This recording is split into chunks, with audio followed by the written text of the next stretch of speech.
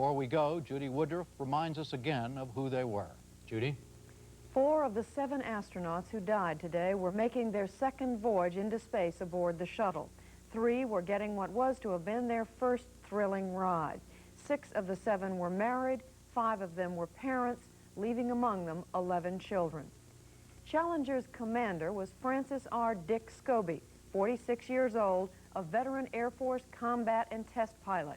He was a pilot on a 1984 shuttle and had logged 6,500 hours of flight time. He is survived by his wife and 2 grown children. Navy Commander Mike Smith, age 40, the pilot of the Challenger. He was a graduate of the U.S. Naval Academy, had served in Vietnam, and later flew as a Navy test pilot. This was his first space mission. He was married and had 3 children. Physicist Ronald E. McNair took his first space flight in 1984. He was a civilian with a doctorate from the Massachusetts Institute of Technology. An expert in laser research, he was 36 years old and the father of 2.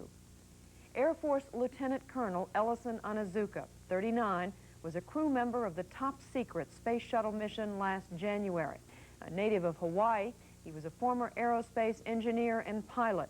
He taught courses at the Air Force Test Pilot School in California before becoming an astronaut. He is survived by his wife and 2 children. 36-year-old Judy Resnik held a Ph.D. in electrical engineering from the University of Maryland. She had been a research scientist for RCA, the National Institutes of Health, and the Xerox Corporation before joining the space program. She was single and had become an astronaut in 1978. It was her second mission. Gregory Jarvis, 41, was a Hughes Aircraft Company engineer making his first trip into space.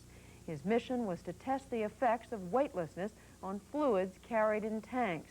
A native of Detroit, Jarvis is survived by his wife. And finally, Sharon Christa McAuliffe, the Concord, New Hampshire high school history teacher who was to be the first private citizen in space. She was selected last year from among some 11,000 teacher applicants.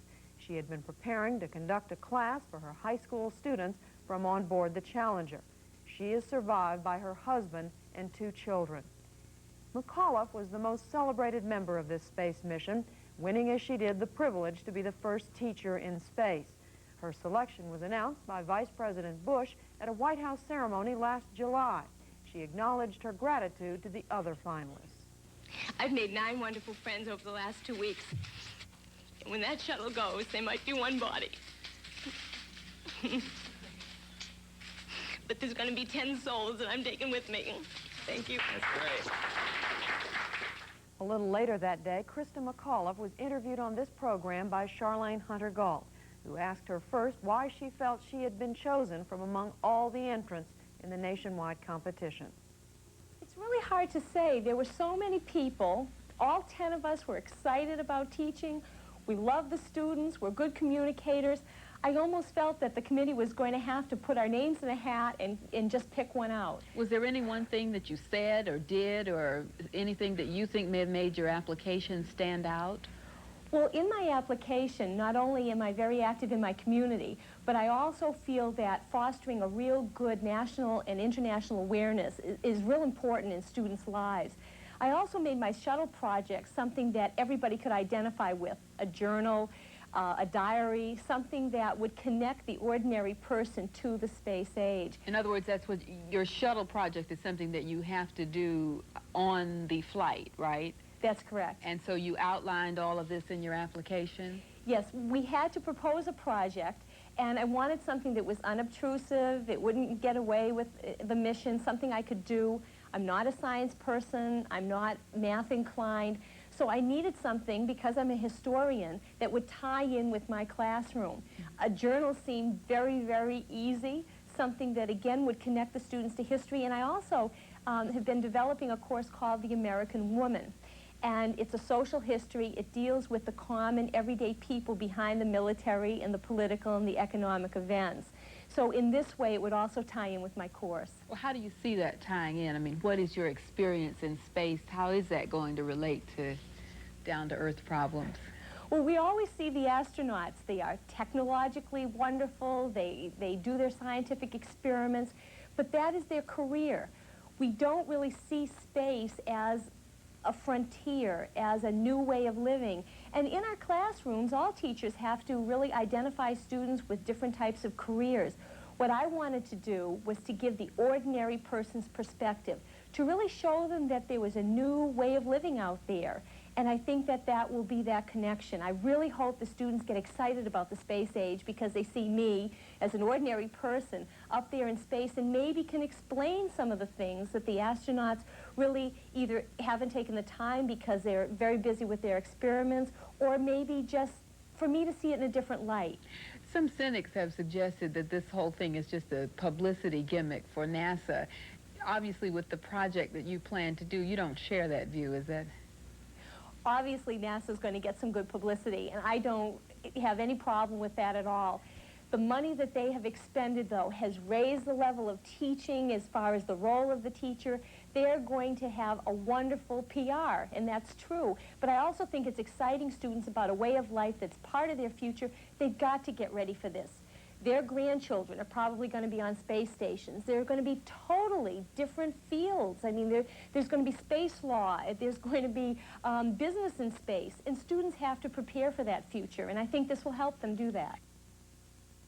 After selection, Christa McAuliffe began the rigorous training program demanded of astronauts. Suiting up in NASA's bright blue uniform, she underwent 120 hours of training at the Johnson Space Flight Center in Houston. She logged hours in flight training. I did it! It worked! And was exuberant as she got used to the weightlessness of space. She sampled the food and practiced the experiments she would be conducting during the mission. Ironically, she drilled in the safety and emergency measures she and the crew would never have a chance to use. But that and the entire training program, she told an interviewer, she felt would make her a better teacher.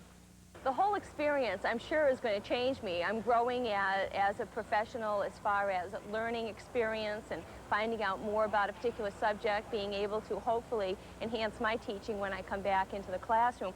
And also, it's been fun this year because I've seen engineers, I've seen people at Johnson Space Center work in a group, using critical thinking, using problem solving, all the things that we do in the classroom. And it's fun for a teacher sometimes to step out of the role as a teacher and to see the end result of all the years of education. Christa McAuliffe said not long ago of her own children that while her 9-year-old son, Scott, understood what she was going through during the NASA training program, that her 6-year-old daughter, Caroline, would occasionally ask on the telephone, "Mom, are you in space yet?" Robin.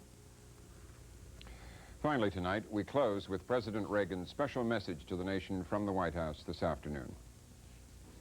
We mourn 7 heroes: Michael Smith, Dick Scobee, Judith Resnik, Ronald McNair, Ellison Onizuka, Gregory Jarvis, and Christa McAuliffe. We mourn their loss as a nation together. To the families of the 7, we cannot bear, as you do, the full impact of this tragedy. But we feel the loss, and we're thinking about you so very much. Your loved ones were daring and brave, and they had that special grace, that special spirit that says, "Give me a challenge, and I'll meet it with joy." They had a hunger to explore the universe and discover its truths. They wished to serve, and they did. They served all of us. We've grown used to wonders in this century. It's hard to dazzle us. But for 25 years, the United States space program has been doing just that. We've grown used to the idea of space, and perhaps we forget that we've only just begun. We're still pioneers. They, the members of the Challenger crew, were pioneers. And I want to say something to the school children of America who were watching the live coverage of the shuttle's takeoff. I know it's hard to understand, but sometimes painful things like this happen. It's all part of the process of exploration and discovery. It's all part of taking a chance and expanding man's horizons. The future doesn't belong to the faint-hearted. It belongs to the brave. The Challenger crew was pulling us into the future, and we'll continue to follow them. I've always had great faith in and respect for our space program. And what happened today does nothing to diminish it. We don't hide our space program. We don't keep secrets and cover things up. We do it all up front and in public. That's the way freedom is, and we wouldn't change it for a minute. We'll continue our quest in space. There will be more shuttle flights and more shuttle crews, and yes, more volunteers, more civilians, more teachers in space. Nothing ends here. Our hopes and our journeys continue. I want to add that I wish I could talk to every man and woman who works for NASA or who worked on this mission and tell them your dedication and professionalism have moved and impressed us for decades, and we know of your anguish. We share it. There's a coincidence today. On this day, 390 years ago, the great explorer Sir Francis Drake died aboard ship off the coast of Panama. In his lifetime, the great frontiers were the oceans, and a historian later said he lived by the sea, died on it, and was buried in it. Well, today, we can say of the Challenger crew, their dedication was, like Drake's, complete. The crew of the Space Shuttle Challenger honored us for the manner in which they lived their lives. We will never forget them, nor the last time we saw them this morning, as they prepared for their journey and waved goodbye and slipped the surly bonds of earth to touch the face of God. Thank you. Again, the Space Shuttle Challenger exploded a minute and a half after launch at Cape Canaveral this morning. All 7 crew members aboard, including New Hampshire school teacher Christa McAuliffe, died. The tragedy caused President Reagan and congressional leaders to postpone tonight's State of the Union address until next Tuesday night.